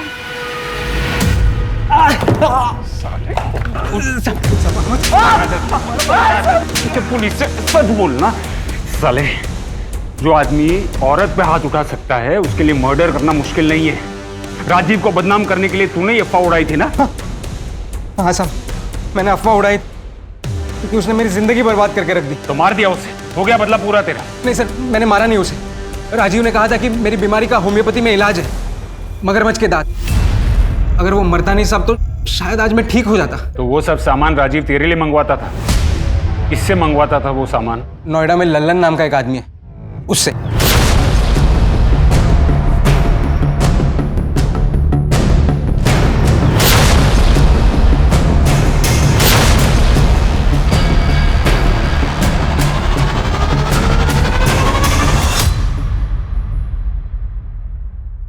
रॉनी, आज के बाद तुम्हें किसी भी चीज की जरूरत हो तो तुम सीधे आके मुझे बोलो। सर आपको तो पता ही है लीगल काम से पैसा कहाँ बनता है, इसीलिए तो इनलीगल करना पड़ता है सर।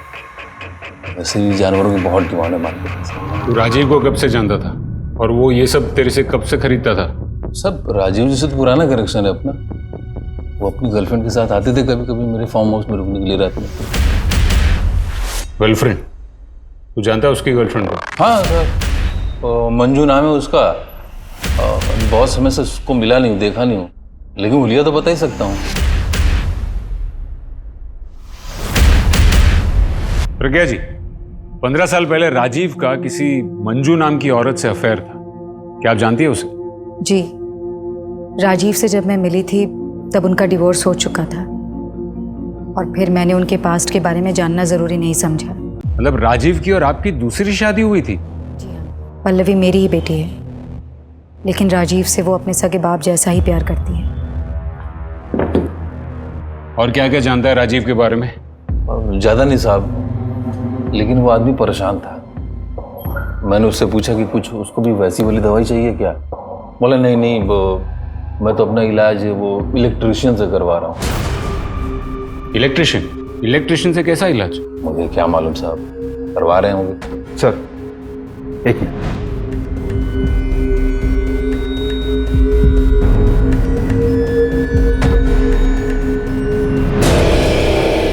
डॉक्टर राजीव के फोन में किसी राजू इलेक्ट्रिशियन का फोन आया था 3-4 बार। ट्रैक करो ये राजू को और नोएडा पुलिस में कांटेक्ट करो, पता करो कि मंजू के बारे में कोई इंफॉर्मेशन मिलती है या नहीं। राइट। हर इंसान की जिंदगी में राज होते हैं, किसी की जिंदगी में कुछ कम तो किसी की जिंदगी में ज्यादा। और ये राज होते ही ऐसे हैं जो जब तक अंधेरे की गहराई में छिपे रहें तब तक सब कुछ ठीक है, लेकिन अगर किसी को इसकी भनक लग जाए तो ये लावे की तरह फट पड़ता है और फिर कई जिंदगियां इस राज में राख की तरह खाक हो जाती हैं। और ऐसे ही एक राज का लावा डॉक्टर की मौत से फट गया, जिसने उसकी जिंदगी की ऐसी परतें खोल दी जिन्हें समेट पाना पुलिस के लिए एक बहुत बड़ी चुनौती बन गया। कई लोग उसे ढूंढ रहे हैं मैडम। ये घर है उसका। नॉक करो।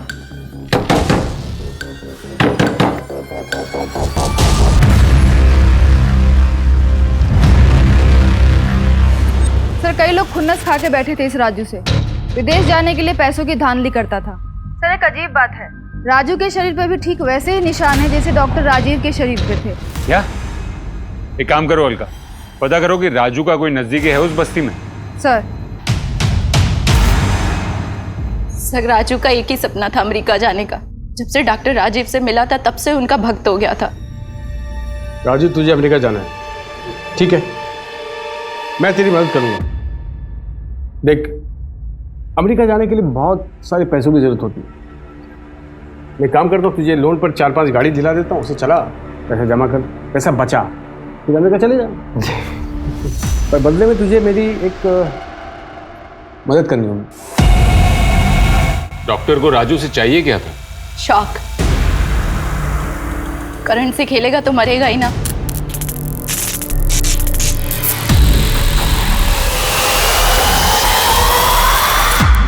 डॉक्टर राजीव का मानना था कि ऐसे बिजली के झटकों से बदन चुस्त तंदुरुस्त रहता है। मतलब डॉक्टर राजीव के शरीर पर जो निशान थे वो इलेक्ट्रिसिटी के थे? सर राजीव अपने क्लिनिक में भी यही कर रहा था, कपड़े उतार के, जब मंजूषा ने उसे देखा था। सर क्या है? मेरे राजू को भी उसने आदत लगा दी थी। डॉक्टर राजीव के मरने के बाद उसका अमेरिका जाने का सपना टूट गया था, इसीलिए वो टेंशन में खुद को दिन में 3-4 बार झटके देता था।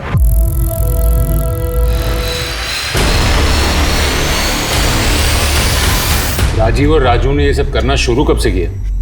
करीब 3 महीने पहले। रोनी, क्या किया तुमने पवन जी के साथ? राजीव इलेक्ट्रिक शॉक लेता था। आपको कुछ पता है इसके बारे में? क्या राजीव इलेक्ट्रिक शॉक लेते थे? आपको कभी शक हुआ कि आपकी शादी के बाद भी उसका अफेयर हो? मेरे डैडी का कोई अफेयर नहीं था। पल्लवी, वो मेरी माँ से बहुत प्यार करते थे। पल्लवी चुप हो जाओ। मेरे डैडी के कातिल को तो ढूंढ नहीं पा रही, बस आ जाती हूँ उन पर इल्जाम लगाने। पल्लवी चुप हो जाओ। लगता नहीं है कि प्रज्ञा और पल्लवी को राजीव के बारे में कुछ भी पता हो। नोएडा पुलिस में तुमने पूछा मंजू के बारे में कुछ पता चला? नहीं सर, लल्लन से मंजू का स्केच बनवाकर सभी पुलिस में भिजवा दिया। और संतोष के घर के बाहर का सीसीटीवी फुटेज? हाँ सर, वो भी आने वाला है। सर, ये एक सीसीटीवी फुटेज मिला है संतोष के घर के बाहर का।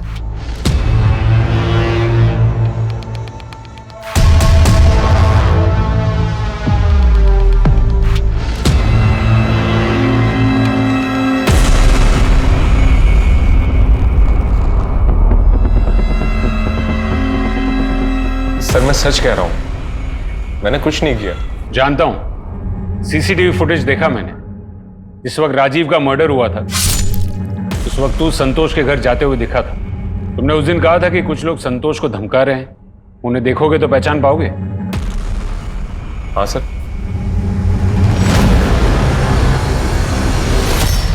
हाँ सर, इनको तो मैं अच्छे से जानता हूं। आपने जो फोटो भेजी थी उससे मिलती जुलती एक औरत और उसका बेटा आया था 2 दिन पहले थाने, लेकिन उनका नाम मंजू नहीं सुनंदा है। गुड न्यूज है पल्लवी, तुम्हारे डैडी के हथियारों का पता चल चुका है।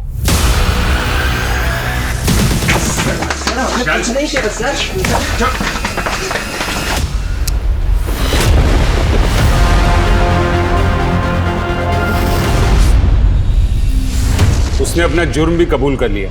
पर तुम्हारा उन्होंने मेरे डैडी को? सर मैं आपको सब बताती हूँ, लेकिन मेरा राजीव के मर्डर में कोई हाथ नहीं है। शादी के बाद मुझे पता चला कि राजीव कितना साइको है। वो बहुत पॉसेसिव था।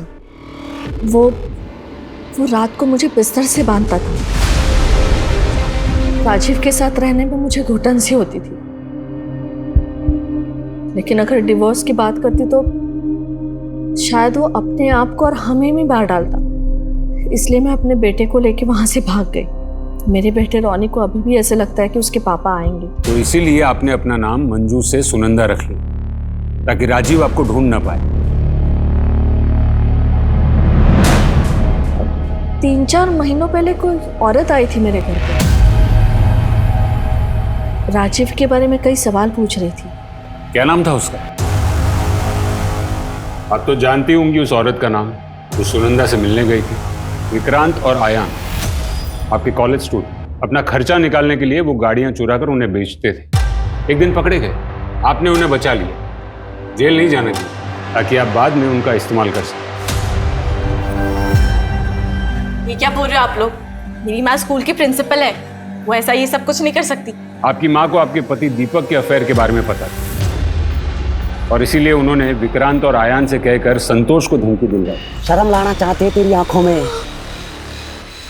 और उसकी गाड़ी लेकर चले गए। और वो वही गाड़ी थी जो आपके डैडी के खून में इस्तेमाल हुई।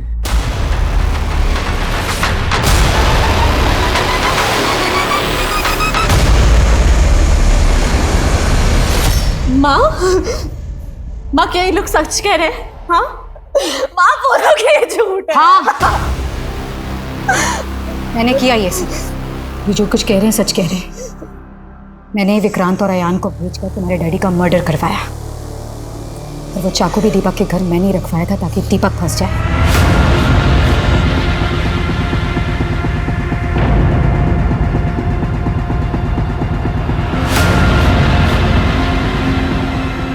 क्योंकि ऐसे मर्द यही डिजर्व करते हैं। दीपक पल्लवी को चीट कर रहा था और राजीव ने मेरा जीना हराम कर रखा। मुझे लगा था कि वक्त के साथ सब कुछ ठीक हो जाएगा, लेकिन नहीं।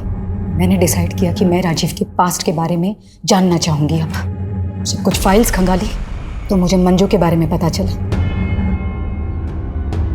मंजू से मुलाकात करने के बाद मुझे ये रियलाइज हुआ कि राजीव कभी नहीं बदलने वाला। उससे पीछा छुड़ाना आसान नहीं था। मैं उससे दूर रहने लगी तो वो और पॉसेसिव हो गया। हर वक्त मुझे इम्प्रेस करने की कोशिश करता, कभी पार्लर ले जाता तो कभी मूवी देखने। लेकिन मैंने अपना मन बना लिया था। राजीव हम लोगों को मनाली इसलिए ले जाने वाला था क्योंकि उसे ये लगा कि दिन भर अगर हम लोग के साथ रहेगा तो मैं मान जाऊंगी। मैंने तभी डिसाइड कर लिया मुझे राजीव के साथ क्या करना है। नहीं, आज ही ठिकाने लगाना होगा उन्हें। कुछ भी करके उनका पीछा करो और मौका मिलते ही ठिकाने लगा दो। अरे वाह, हो गई सारी पैकिंग। आप अभी आ ही रहे। सिर्फ 2 रास्ते थे मेरे पास, या खुद को मार लूं या राजीव को मार दूं। रास्ते तो कई होते हैं प्रज्ञा जी, पर हम उन्हीं रास्तों पर चलना पसंद करते हैं जो आसान होते हैं। और ऐसा ही एक आसान रास्ता आपको जेल की सलाखों के पीछे ले जाएगा।